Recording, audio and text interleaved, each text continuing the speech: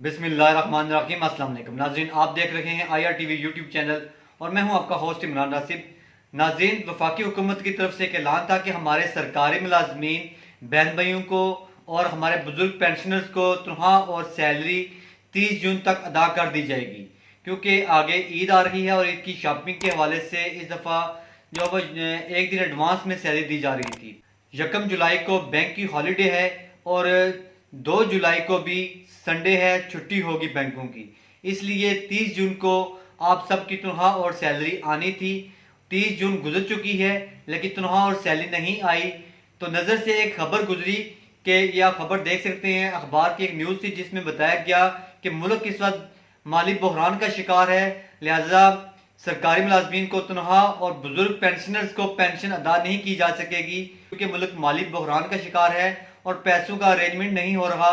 तो ये इसको 3, 4 या 5 दिन लग सकते हैं। तो इसमें पहली बात यह है कि अगर मुल्क माली बहरान का शिकार है तो आप माली बहरान जो है वो ख़त्म करने के लिए सिर्फ सरकारी मुलाजमीन और बुजुर्ग पेंशन की तनख्वाह और सैलरी रोकेंगे। उसके अलावा कोई इकदाम नहीं है जो मुल्क को माली बहरान से निकाल सकें।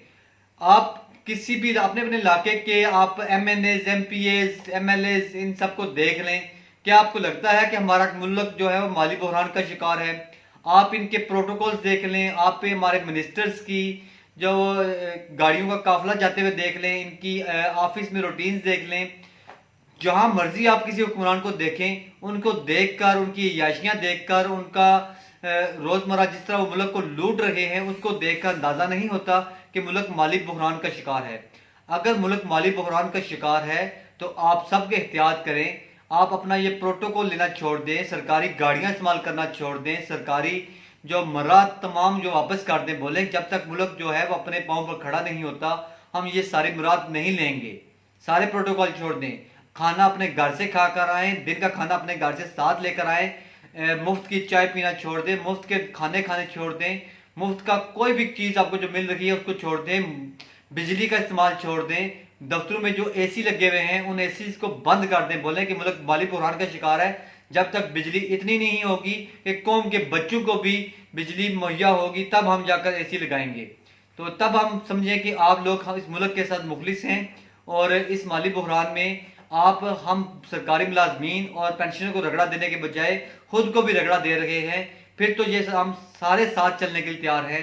सरकारी मुलाजमीन भी साथ चलेंगे, पेंशनर भी साथ चलेंगे और ये पूरा पाकिस्तान आपके साथ चलेगा। लेकिन आपका जोर सिर्फ और सिर्फ सरकारी मुलाजमीन और पेंशनर्स पर और इस गरीब आवाम पर चलता है, जिनकी आप बिजली बंद कर देते हैं, जिनकी आप तनख्वाह बंद कर देते हैं, जिनकी आप पेंशन बंद कर देते हैं। इसके अलावा आपके पास कोई चारा नहीं है। तो मैं तो मुल्क के तमाम आवाम से यही कहूँगा कि आप लोग अगर समझते हैं कि आपके हुक्मरान जो हैं वो नेक हैं और आपके साथ ताउन कर रहे हैं, जिस तरह बंद बिजली में आप रह रहे हैं ऐसे ही बंद बिजली में वो रह रहे हैं, जिस तरह तनख्वाह के बगैर आप रह रहे हैं, आपकी तनख्वाह लेट हो रही है, इस तरह उनको भी कोई चीज़ नहीं मिल रही।